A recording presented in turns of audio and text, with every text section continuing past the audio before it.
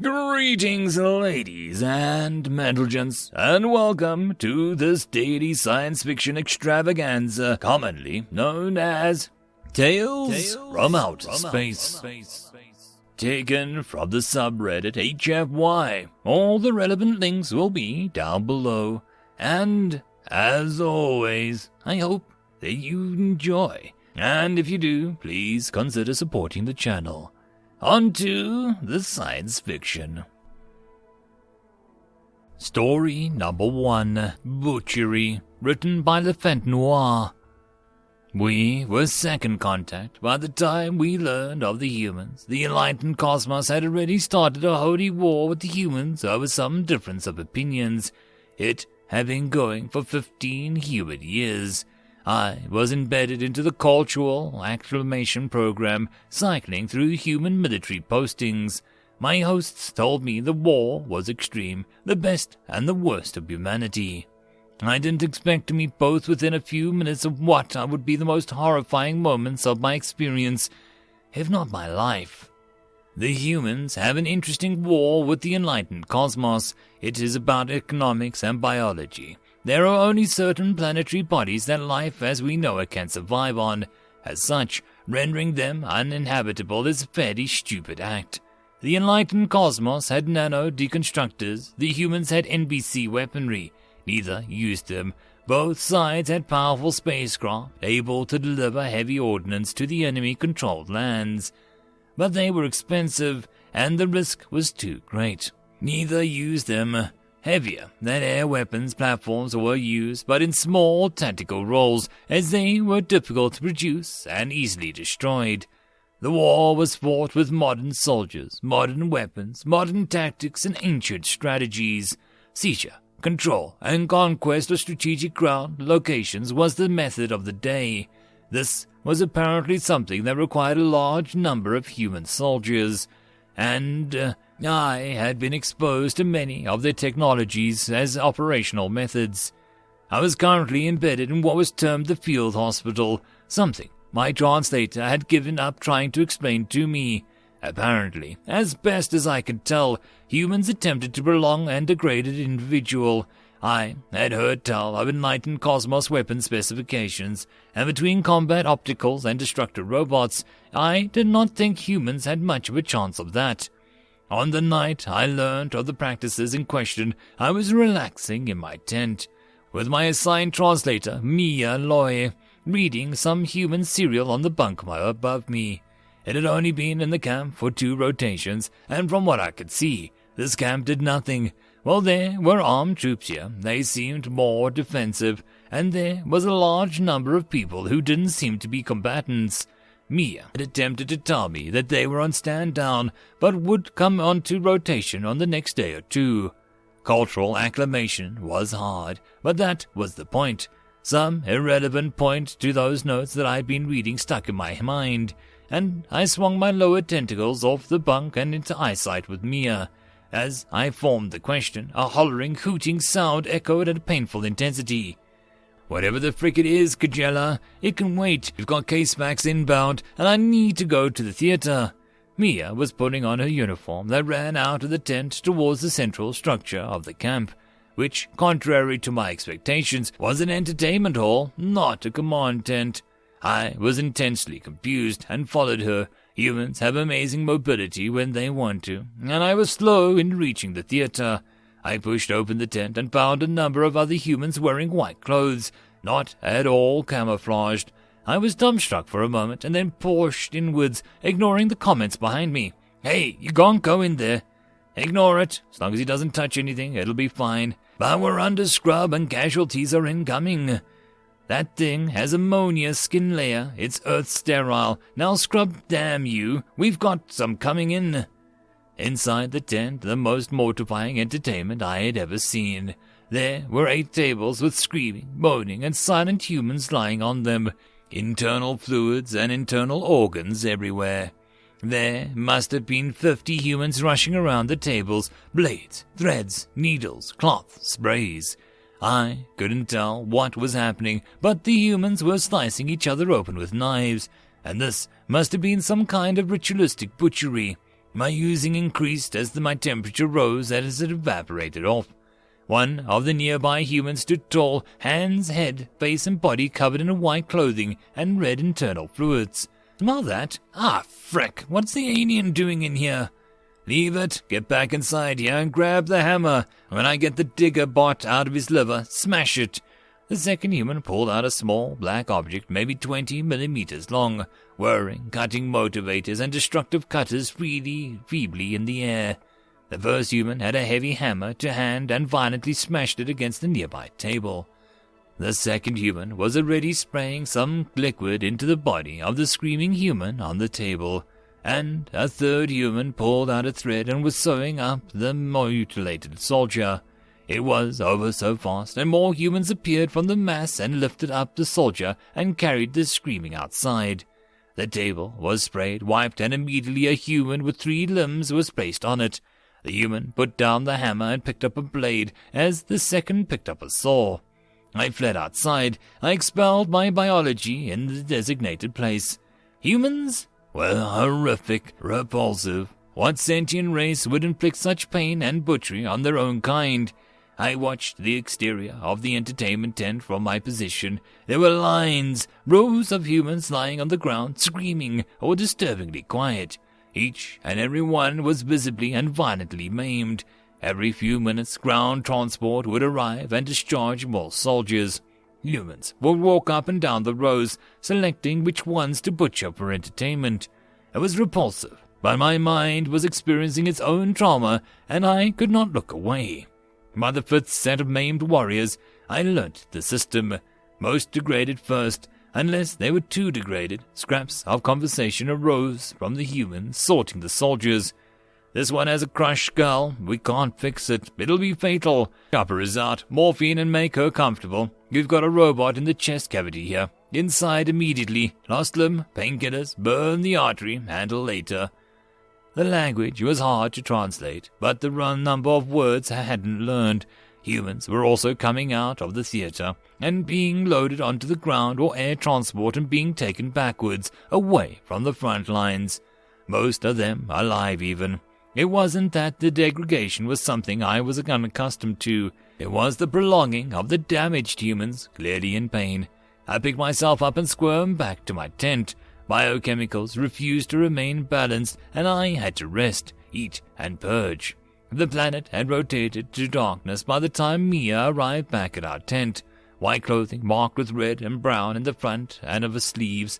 She looked at me. She was silent, stripping back to a normal green-brown uniform. So, first time seeing the inside of an operating room. It wasn't a question, a simple statement of fact. My response was weary. I thought it was a theater, a sign posted N, a building for housing of dramatic performances. Mia's eyes went wide, and then she responded with a different tone of voice. That's shorthand for operating theater, a different building entirely. It's a place where we do surgery. It might upset you, but what happened in there was good for the soldiers. They're pretty much all going to live. Remain alive. After the violence inflicted on them, my obvious confusion was clear to Mia. Kajilia, you're here to learn about our current human military. Well, we have a long and violent history. We fought each other lots. We were good at it, but we also learned it was hard to kill a human outright. You've seen our weapons, but they rarely kill. Mostly they maim, injure, and cause a long death. We learned how to stop death because of that, mostly.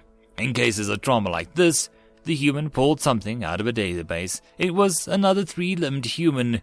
He was smiling and waving with his remaining arm. I stared at the images. The image showed, close up, where the arm had attached. There was no internal fluids, just flesh was puckered and wrinkled, but otherwise eventually colored dark brown and smoothly covered the degradation point. Mia, why are you and the others in white butchering the soldiers? Mia's hand went to her face as she replied, I see now.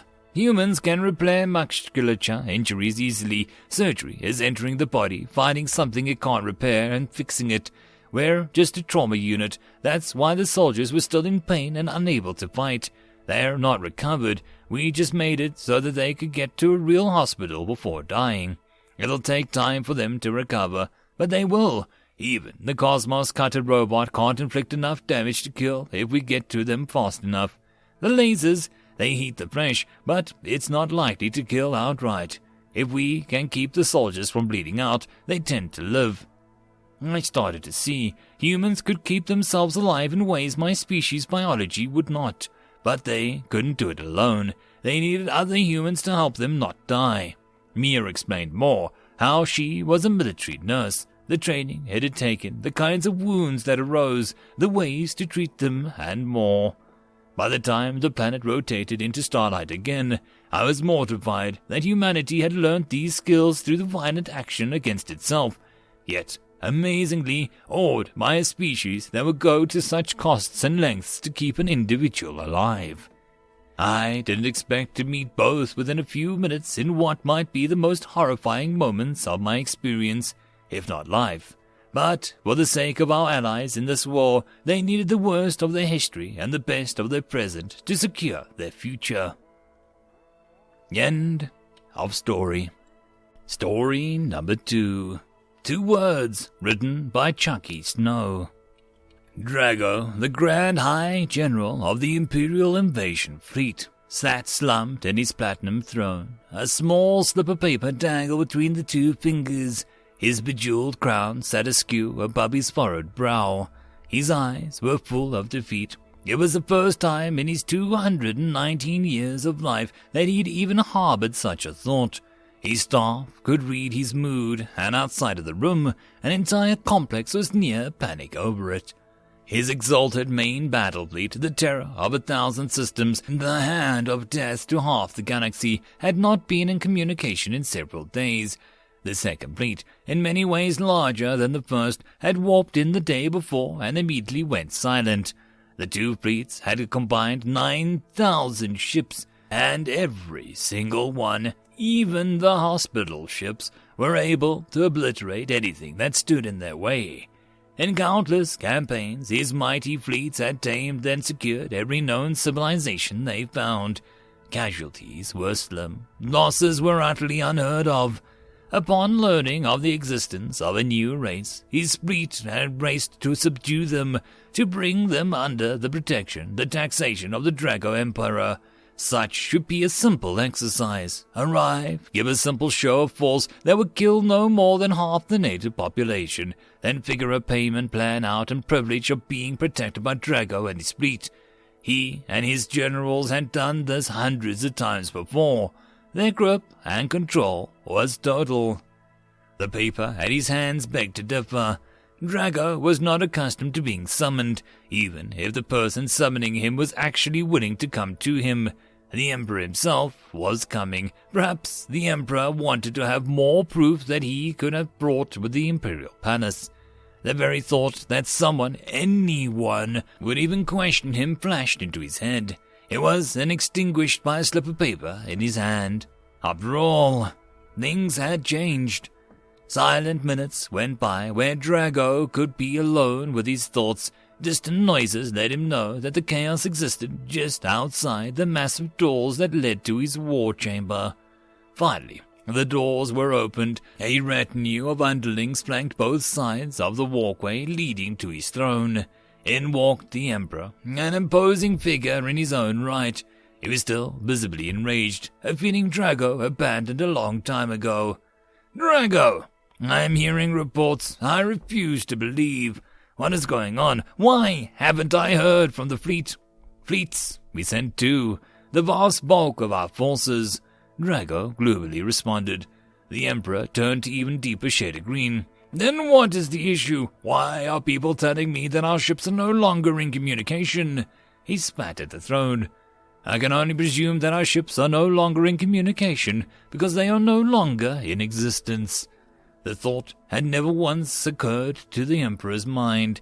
In his mind, the fleet's power was total, and the only reason that they would not be heard of from was if they were forming a rebellion. "What are you talking about? Are you saying the fleets aren't capable of communicating?" "Yes, I believe that the fleets no longer exist. We attempted to send some reconnaissance craft, but they too were silenced almost immediately. We did get reports of debris fields, but within minutes no messages have made it back to us. Our ships arrive, our ships die. The first battle group was in contact up until the moment that they had target world in range. Then, within a minute, every ship went dark. We didn't even get a single distress call. Whatever ended them was completely overpowering. We sent the second fleet, and our contact with them lasted barely 2 minutes. Drago looked directly at the Emperor, but that's not the most interesting part. The Terran system is roughly 4,000 light-years away.